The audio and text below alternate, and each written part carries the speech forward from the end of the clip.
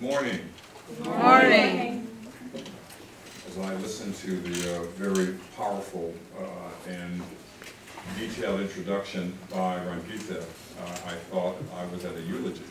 It was nice to be alive and hear those kind words. Thank you for what you have to say. And I wanted to talk a little bit about Michelle Obama. I really want to have lots of questions and lots of dialogue as well. I wanted to give a little insight, my own view. First, I'm very pleased that all of you are here from around the world here at Wellesley College for this important conference. And second, I was very pleased that Madeleine Albright and Secretary of State Hillary Clinton, former First Lady, opened this conference. I couldn't be here, but I read it with great interest, what they've been able to do. And it just shows the important role, from my point of view, of women. And I want to take a step back and then forward in terms of that history. There have been a lot of women in my life.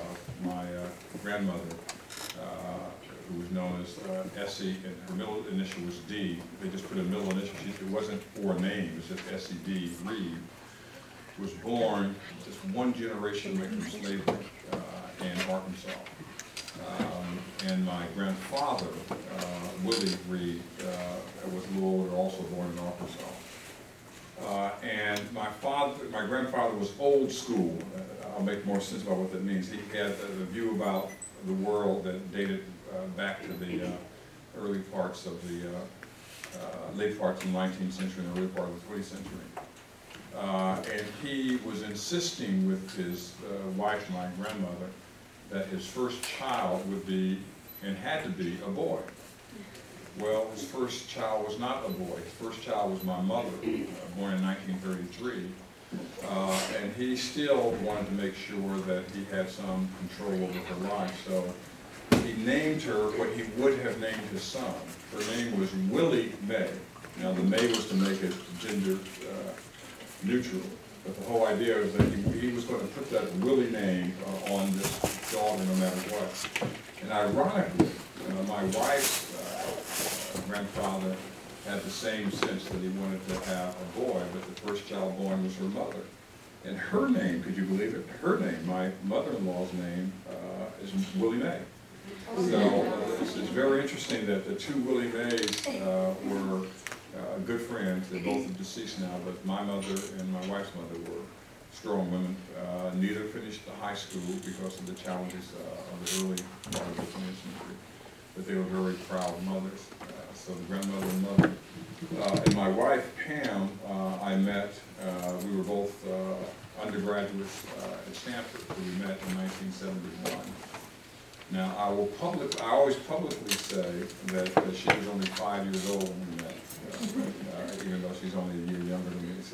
So I don't want to age her. I don't always say that. And we are proud parents of both a son, Charles III, and a daughter, Rangita, who's a lawyer.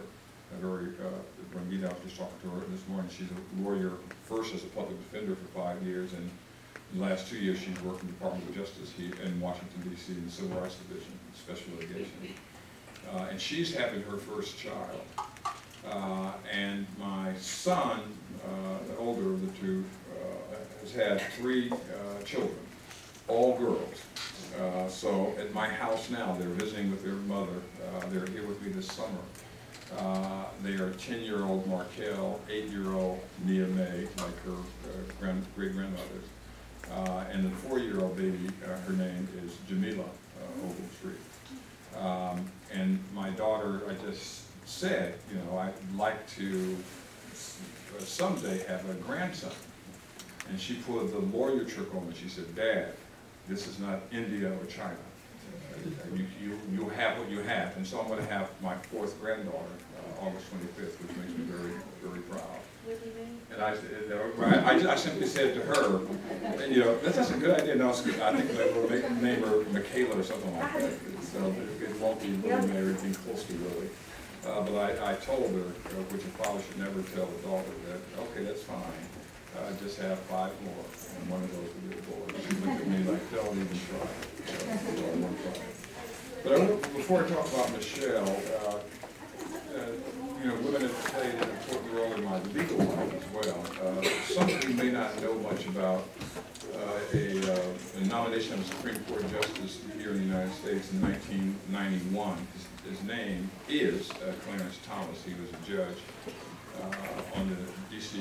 Circuit Court and nominated by President Bush to the Supreme Court.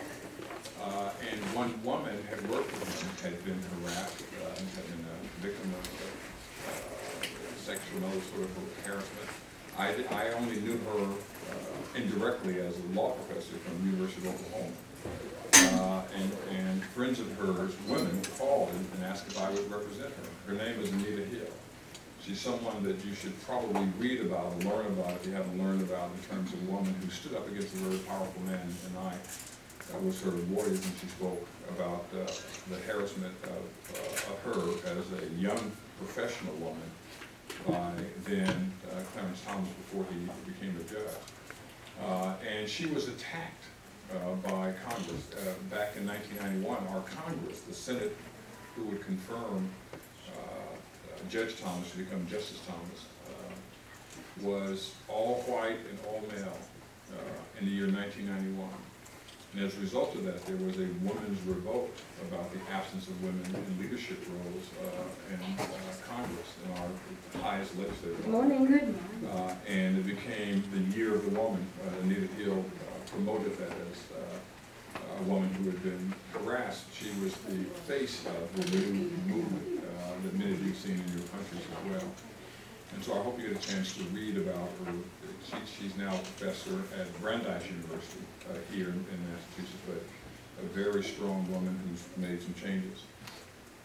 At the same time, and this all goes before I talk about Michelle Obama, there was another woman who was less known, who was actually raped by a professional boxer in 1991. And most people don't even know about her. Her name is Desiree Washington. She's an African-American woman who was the junior queen of Rhode Island.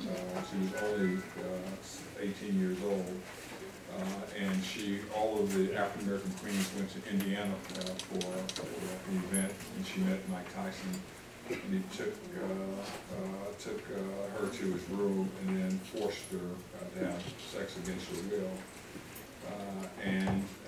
What was interesting is that no one wanted to bring Mike Tyson down. He was well known, he was a boxer, he was a millionaire, but what he did was a crime. He was convicted, and I represented Desiree Washington in the civil case against him that she won. And that just tells you that no matter how successful she was as a student from Rhode Island, she still found herself the victim of a very powerful man who won this civil matter, and now she's a teacher. She's moved, she's a mother. And she's done an enormous amount of work in her lifetime since being a victim in 1991. And let me get to Michelle Obama. She is one of the smartest people I've ever met. She was a remarkable law student.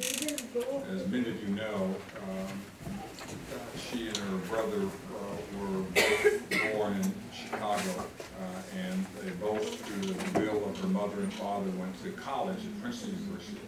And she actually wrote her thesis about diversity and public service, whether diverse students from places like Princeton, one of our top universities in America, should be committed to public service. And she did that as a law student at Harvard.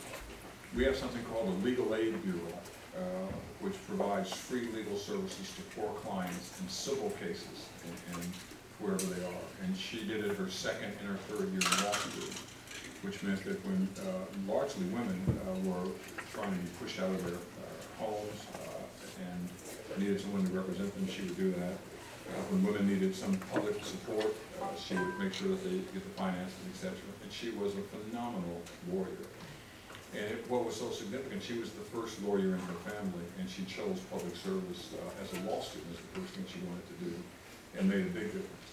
And then she went on to Chicago, as many of you know, and she worked in a variety of capacities. And what's interesting is that even now, as the First Lady, she has no position, no title, she's not elected, But she is, and you can check this, she is the most popular woman, not person, popular woman of all people in the country and throughout the world. Something you might have read about her, seen her, or met her, but she is really the same person she was when she was born in Chicago, when she went to Princeton, when she went to Harvard Law School. And to show how committed she is, what makes me so proud of her is that she's taken on the mantle of trying to affect a generation's health issues in the United States. And her program's called Let's Move, L-E-T-S-M-O-V, Let's Move. And what does she talk about? Think about it. The first thing she did when she was the First Lady was to invite a number of women from all over the United States, actors, educators, doctors, lawyers, people in different capacities, to come with her to the most economically depressed part of Washington, D.C., which is southeast Washington, D.C., is popularly known as Anacostia. That's the name of this area. Poorest area of Washington, D.C., most dropouts, people who don't have jobs, people who, many people are homeless. So it's the depressed area of Washington, D.C. And she took them there, and her motto was pretty significant. She told the young women there, and a lot of them preteens and teens, protect your body. Don't give in to the power of coercion or the power of persuasion or any power of a male telling you that you are attractive and you belong to him. Respect your body. It was very powerful. And she brought all these other women there as a reminder that they too had become successful because they took it upon themselves to do what was the right thing. And she said, well, I've come to your house to visit you. I want you to come to my house. And she took these young children, preteens and teenagers, to the White House.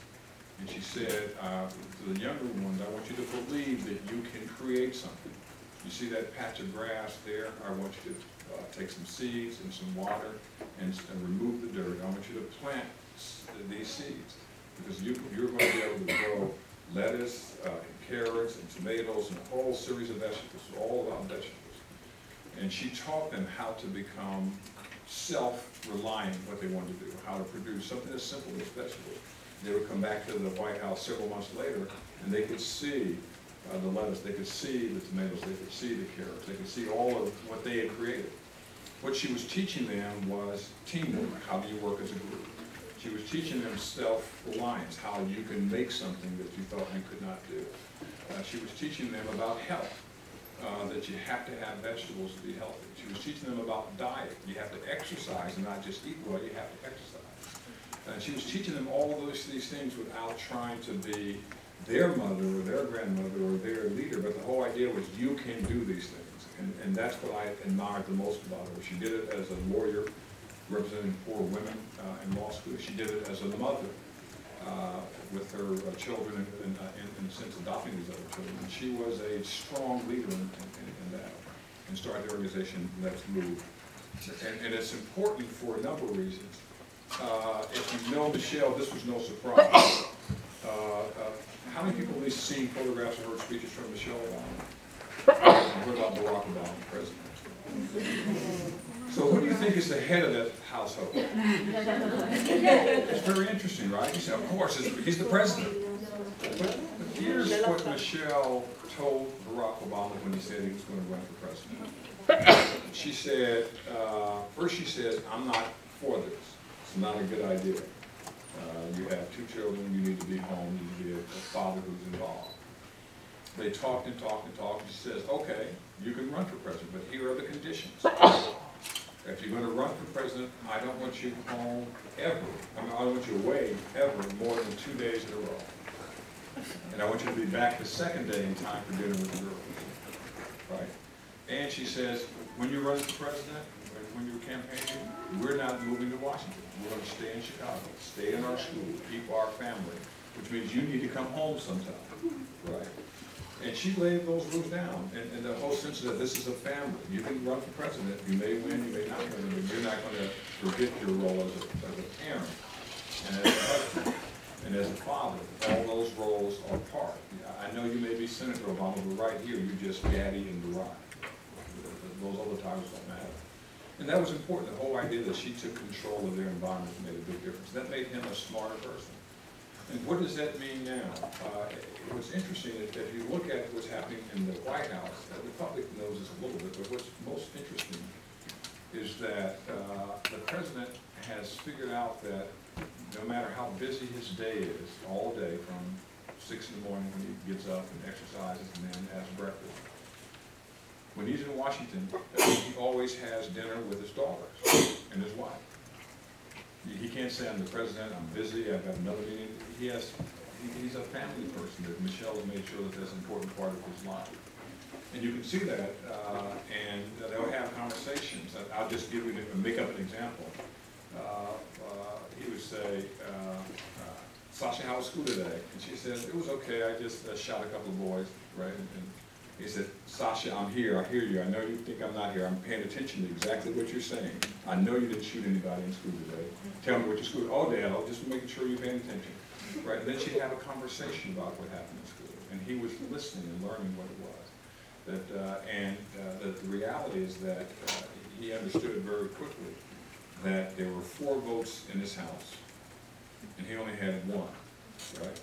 Wife had 1, and the 2 daughters had 1 each, right? So he could always be voted down. And he said, I want to go. Nope, Dad, we're not going to do that this weekend. Why don't we? Nope, Dad, we're not going to do that this time, right? And so that became important that he, President of the United States, one of the leaders of the world, but he also was, in a sense, just one of 4 people in his household. And that's the power of Michelle, who I think should empower many people as well. And I'll take some questions. Let me just say one word about Rangita before I end and take your questions. She's a brilliant lawyer. I think you all know that. She's also a taskmaster, right? And you understood that, right? Be on time, be ready. And she gets things done. I can see that. I saw that drive when she was a student, going for not just her law degree, but for the highest degree that one can achieve in law at any university, which is an SJD, which is a very special level. And I think they met William Alfred by now, right? He was my classmate. We were both in law school at the same time, and he runs our international legal studies program. And I saw that because I went, traveled with her to China, and it was very interesting. You know, you have to be careful what you say in certain places, but not Rangita. She would say what was on her mind. In these sessions, we're talking about women's rights. Well, what is the role of women in China? How many rights do they have? Where do they go to get the legal services they need? And it was very important to see that we had someone who was very intense in making sure that women's voices were heard. We met women in different settings in China. We traveled around the country. We said things that maybe we shouldn't have said, but it was very important. And she's been back half a dozen times since the end. About 50 times. 50 times, right? Many dozen times, in a sense, trying to empower women in many countries, and I think that's important. And I think that to end is to say this, that when you think about you know, having heard from great individuals, it really is, now I don't want to get anybody in trouble who said, Ogletree said X, Y, and Z. I'm just saying this theoretically, so you can understand, but the reality is that the future of our society lies in the role of women in the 21st century. Not the 22nd, but right now. And it has to happen now. Many of you are in unique positions. You're taking on challenging roles. You've done interesting things. And I would say that folks in my gender have held on to that key for a very long time. It's time to turn it over. And I hope that you will see, wherever you are, that here in this country, that in the year 2016, that's just 4 years away, that we will elect our first woman as President of the United States. I won't tell you who she is, because I don't want to hurt anyone's chances for campaign, but let me say, hypothetically, you've met her.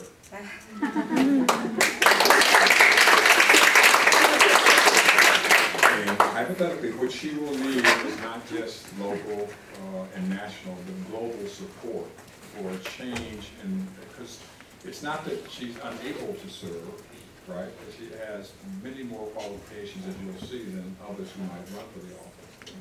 And the second thing that makes this so important, I'm looking at our court. Now, most of you might have some familiarity with or are involved in the courts in your countries.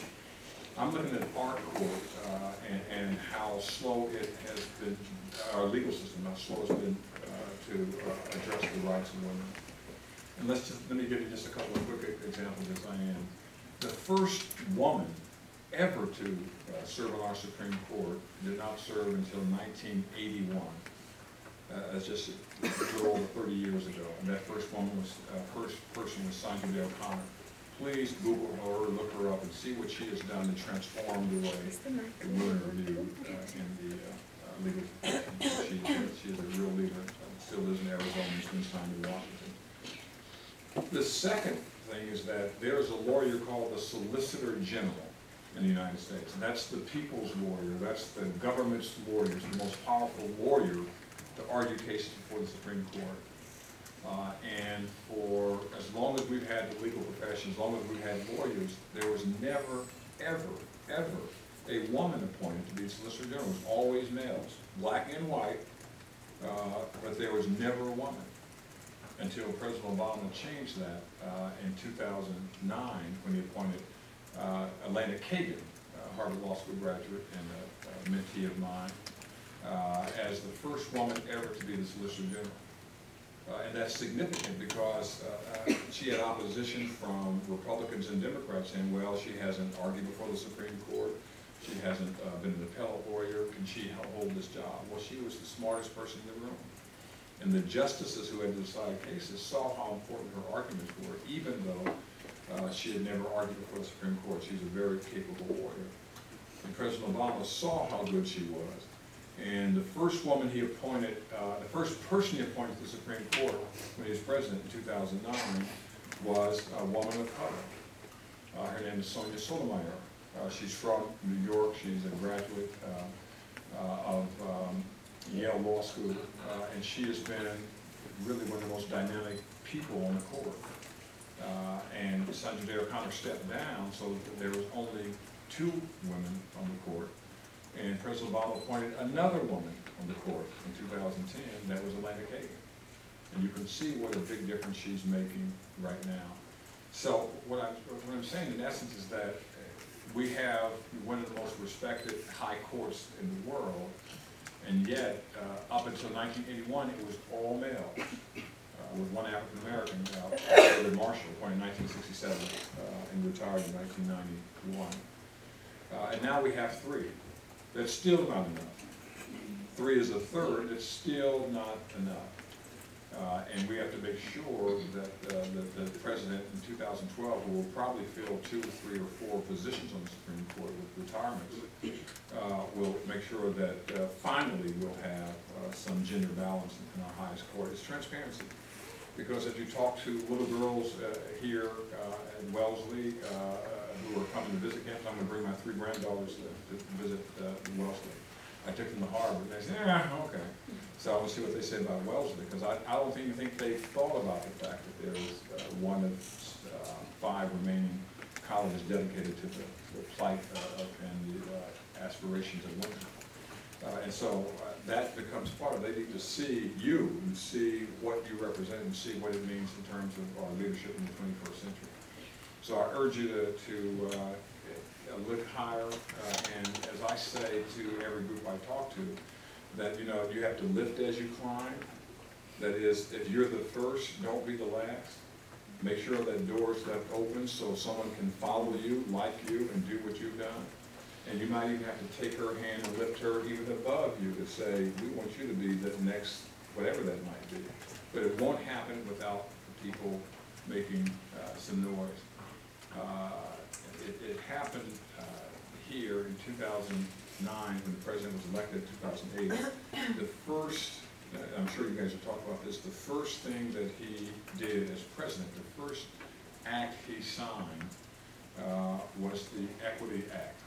Based on the Lilly Ledbetter case, a woman who had been denied equal resources because she was a woman. And he says that won't happen on my watch. And I think that opened the door to equality, and I hope that will still be the case as we go forward. So lift as you climb, upward and onward, and I wish you all the best, and I'll be happy to answer any questions.